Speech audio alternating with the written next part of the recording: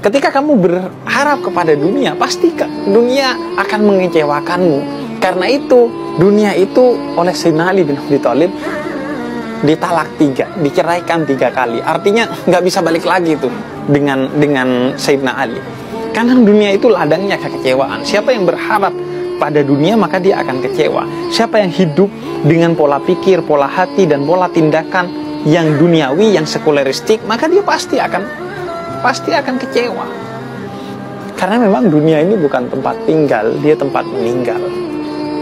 Sehingga di sini dan di sini yang harus ada itu akhirat. Dunia apakah disingkirkan? Tidak, tapi dia bagian dari akhirat. Sehingga jangan melakukan sesuatu, jangan berharap sesuatu di dunia ini yang tidak tersambung dengan akhirat. Maka itulah yang menyebabkan kita kecewa. Tapi orang yang betul-betul dia hanya berharap kepada Allah, dia tidak akan pernah kecewa. Bukan hanya dia akan bahagia dan selamat di akhirat, tapi di dunia pun dia akan bahagia dan selamat. Itu janji Allah, bahwa orang yang hidup untuk Allah, dia la yakhaf wa la yahzan. Dia tidak akan pernah takut kepada segala sesuatu. Karena siapa yang lebih kuat dari Allah, dan dia telah dilindungi oleh Allah, dan dia tidak akan pernah bersedih. Karena siapa yang bisa lebih membahagiakan dia selain Allah Subhanahu wa ta'ala. Kalaupun ada sesuatu yang membahagiakan dia, pilihannya 2, kebahagiaannya semu, atau yang kedua adalah kebahagiaan itu karena Allah memperkenankan. Dia bahagia melalui orang-orang tersebut yang Allah merancangnya. Bagaimana kisah seorang penjual roti yang ingin ketemu dengan Imam Ahmad ibn Hanbal, tapi gak punya biaya untuk pergi ke tempat Imam Ahmad ibn Hanbal karena jauh. Allah menggiring Imam Ahmad sehingga pengen pergi ke kota di mana tukang roti ini tinggal, tanpa Imam Ahmad tahu kenapa saya harus ke sana. Hingga akhirnya Imam Ahmad bahkan tinggal bermukim di rumah orang itu, tanpa orang itu sengaja, bahkan tanpa orang itu tahu. Hingga di malam hari baru berkisah, oh ternyata itulah Imam Ahmad. Allahu Akbar, kata dia. Jadi fokus kepada Allah Subhanahu wa ta'ala. Karena itu kita diajarkan dalam sholat kita, inna sholati wa nusuki wa mahyaya wa mamati lillahi rabbil alamin. Hidup saya, mati saya, semua yang saya lakukan ini hanya untuk Allah. Harapan hanya untuk Allah. Sebagaimana rasa takut kita hanya untuk Allah. Karena itu kita hidup di antara al-khauf, rasa takut, dan roja, harapan hanya kepada Allah Subhanahu wa ta'ala. Maka dari itu kemudian masih ada saja yang bertanya, Bib, saya sudah berharap hanya kepada Allah dengan hanya berdoa kepada Allah, tapi doa pun saya kadang kecewa atau bahkan sering kecewa. Kenapa doa saya tidak terkabulkan? Kata Yahya bin Mu'ad Ar-Razi, salah seorang ulama besar, jangan pernah berkata bahwa doamu tidak dikabulkan oleh Allah Subhanahu wa ta'ala.